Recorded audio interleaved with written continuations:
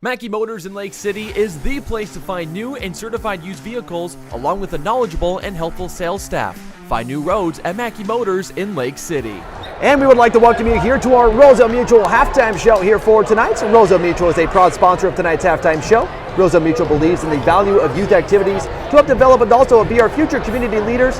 They are your hometown teammates for commercial, farm, home, and auto insurance needs. Give them a call at 712-792-4525. We're here to wrap up our girls coverage for tonight after an exhausting game. Right now joining me is Mary Bontrager.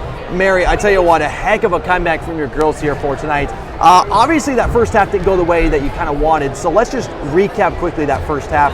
What was kind of going right for the Jaguars there? They were making their shots, and even like players that we weren't really worried about were hitting their threes, and that kind of brought us down a little bit throughout the first and second quarter. I was going to say, what was that one girl that you were focused on who was going to make the biggest impact for the Jaguars? Number 4, like usual. Last time we played them, we had to make sure to guard her well because we knew she could hit her shots for sure. Yeah, absolutely, and she of course did that, and I think there was just times where, getting used to this team again, you're in their hometown, a lot of people here tonight. What were some of the things you were focused on in that first half? Because obviously the shots weren't kind of falling, so I saw you especially in that second quarter just hustling. So what was kind of the mindset going into that second quarter knowing you were down? Defense, yeah, and still shooting the ball because you never know when you're going to make it. But our defense, yeah, we got to hustle on everybody, and especially down low because they had good passes to their girls on the block, and they just throw it up and make it. Absolutely, and of course you go 40-25 after that first quarter. You come back in that third quarter 10-2, and Southeast Valley looked like they were kind of struggling from the field. What was kind of going on in that third quarter? We were more confident in our shots, and maybe that made their girls kind of worry a bit, maybe stress them out, and maybe it got to their heads a little bit. It's part playing the game, but also part mindset a little bit too. Yeah. And obviously you put the team on your back in that fourth quarter, tied it up multiple times. What was going through everyone's head? What do you know you had to continue to do in that fourth quarter? Drive the ball and try to make your shots, obviously. And when you're fouled, make your free throws. And obviously, you made it. It goes to overtime, and I think obviously the biggest playmaker towards the end, Alicia Thayer, driving in those 2 free throws. Obviously, Southeast Valley had a little bit of a time, so what was the plan of attack with those last 6 seconds?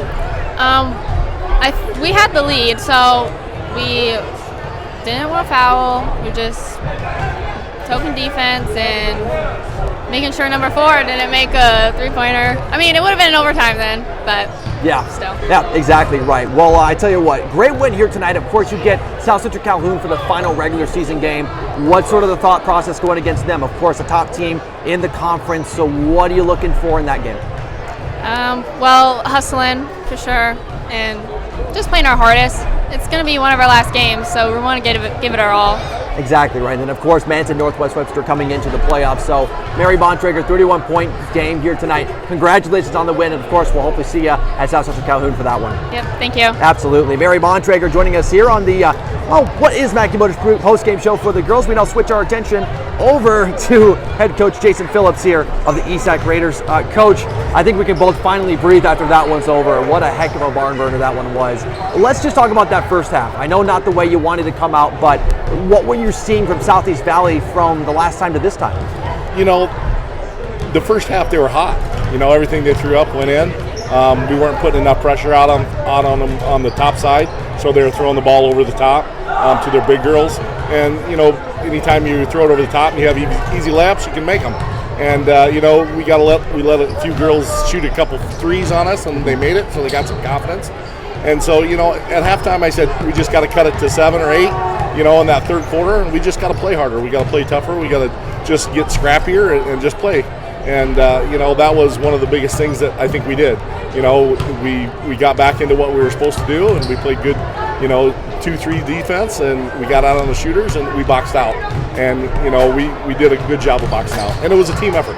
Absolutely right. And Mary said that obviously Kenna Scott was kind of their main shooter for tonight, but what were some things you had to kind of fix on defense in that second half? Well, anytime you give up a few layups the first half, you got to be able to stop that because you don't want to give up easy shots. And by doing that, we covered up on the inside. We started boxing out harder, and then we got more movement on the top side to get a little bit more pressure so they couldn't throw it over the top. And it was just about hustle. When you talk about wanting it, they wanted it more in the second half. And I think that's what it was. And Mary Bontrager, I think, kind of led the charge there. She hustled down the court, was kind of making plays and doing as much as she could. So Mary Bontrager, I think, was just a big factor for tonight. But also Jen Ashinger had a lot of really great steals. So what was sort of the transition? What was the point where you saw, okay, we can get the momentum now and start to really go here? Well, when like you said, we went on a 10-2 run, and that helps. It gives you confidence. And when you have a little bit of confidence, you can start pushing a little bit higher up the floor. And when you can do that, you're going to get a few steals. And that's what we did. And, it was, like I said, it was a team effort. And everybody contributed, all 7 or 8 players that played. And they should be proud. Final thing for you tonight, South Central Calhoun coming up to finish up the regular season. What's your thoughts on that one here tonight? We didn't play very good at our place at all. And, when we look at it, we had just gotten back from, dance, and we were short a few people in practice. So, they're a good team.